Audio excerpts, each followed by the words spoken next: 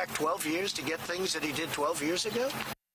All right, I want to bring in Shan Wu. He's a CNN legal analyst, a former federal prosecutor, and also a lawyer for Rick Gates, formerly, who is Manafort's co-defendant. Dave Jacobson is a CNN political commentator and Democratic strategist, and John Thomas is a CNN political commentator. All right, good to see all of you.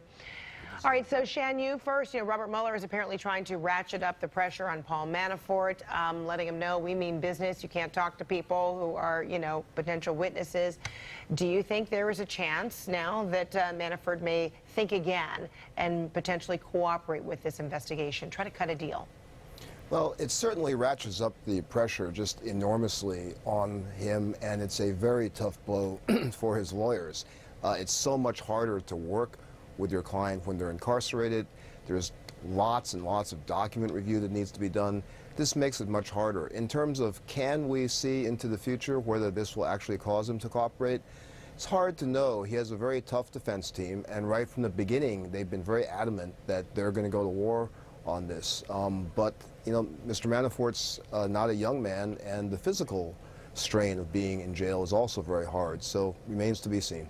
And given you've been, attorney for Rick Gates, Manafort's co-defendant, what kind of signal does this end up sending to others who are facing charges? Well, that's a very consistent signal. Mueller's investigation has been very, very aggressive, very tough. The speed at which they've proceeded, they're really treating it like a mob investigation, the classic technique of looking for lower-level people and flipping them as they try to move up. So I think that continues to send a signal. This is an extraordinarily aggressive and very tough investigation. And then, Dave, Trump is distancing himself from Manafort, saying, he was only working with the team for a short amount of time, even though it was really more than 4 months. And at the same time, the president is also using that IG report, Inspector General's report, to help justify that the Mueller probe should go away. Right. I think what this underscores is, yet again, the president lying, trying to distance himself from the Mueller probe and from Paul Manafort, trying to disassociate himself with any of the taint associated with both of them. The fact of the matter is Paul Manafort played a key role in the Trump campaign. He ultimately helped propel Donald Trump to get the Republican nomination. He served from March till August of 2016. That's quite a long time and quite different from what the president said, in which I think on Friday he said only 49 days Manafort served on the campaign, which was totally disingenuous. Something like 144 days. Yeah, precisely, almost half a year. And not only that, but this was the key role in the primary campaign. Ultimately, you're running in the primary to get the Republican nomination. He helped secure it. And John, wouldn't that ultimately make Manafort a little uneasy or feel a little angry? Maybe want to cut a deal if now the candidate who benefited from his work is now saying, we weren't that tight. Well, I'm not surprised. I don't think Manafort's surprised at all to see the president wanting to distance himself. But what's fairly egregious here is Mueller's sweating a witness by throwing him in the clink for an unknown period of time. I mean, I'm reading reports today that he could be in there potentially for the rest of his life. But reportedly, he went to great lengths to talk with witnesses.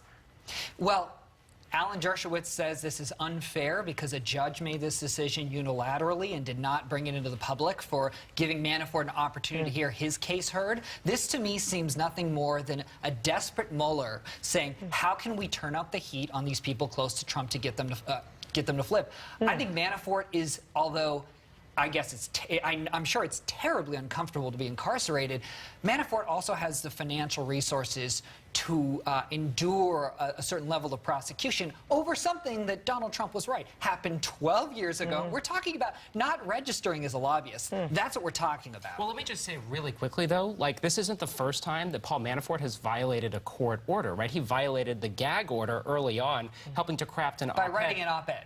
Right, but it was a violation of the court, and this is him once again. One of the conditions on being able to get house arrest. So listen to Rudy Giuliani, who, and Shan, you as well, who now keeps bringing up this issue of pardons, and help us read between the lines. What does this mean? My advice to the President of the United States, as his lawyer, not as a government lawyer, is no pardons. It would completely change the momentum that we have right now, because it's very strong right now. You can see the polls moving in the president's favor and against Mueller. Then why'd you suggest it? I didn't suggest it. I said he shouldn't pardon anybody. And the president said to me, he shouldn't pardon anybody. What I said was, after the investigation is over, then it has to be considered as a governmental matter, not by me. And what the history has been is, these things get cleaned up.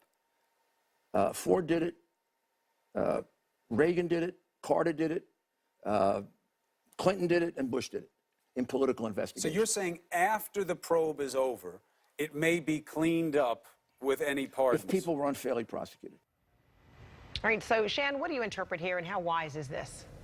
Well, Giuliani continues to try to send this message with regard to pardons, even though it's a little bit of a mixed message at times. In terms of the wisdom, I mean, there is talk that this could sound like obstruction, but the pardon power is within the president's jurisdiction. He's got the discretion to do it. I don't know how much effect that's going to have on Paul Manafort sitting in jail talking about a pardon later down the line, but I think they're trying to reassure people through that public message, anybody else, don't worry about it, we're still watching this, despite the president's contradictory remarks about it. All right, thanks, gentlemen. Shan Wu, Dave Jacobson, John Thomas, good to see all of you. Appreciate it. Thank you. Good to see you. Thanks. All right, straight ahead, a father of four who has been in the U.S. for nearly 2 decades is now in ICE custody and could be deported. His family, including